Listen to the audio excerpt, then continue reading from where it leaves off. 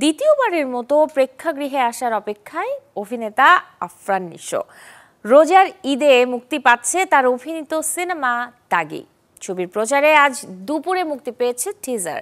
ছবিতে নিশান চরিত্রে অভিনয় করেছেন আফরান নিশো। প্রকাশ পাওয়া টিজারে তাকে বলতে শোনা যায়, জেলের দাগ একবার যার লাগছে সেই দাগি সারাটা জীবন। 1 মিনিট 8 সেকেন্ডের ছোট্ট টিজারে একজন নিরীহ কয়েদির ভূমিকার পাশাপাশি অ্যাকশন অবতারেও দেখা গিয়েছে নিশোকে।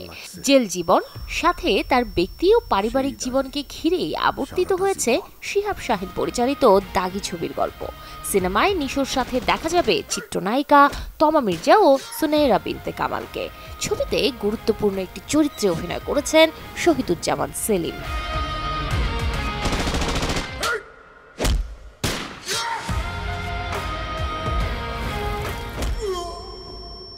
জেলের দাগ একবার যার লাগছে সেই দাগই সারাটা জীবন।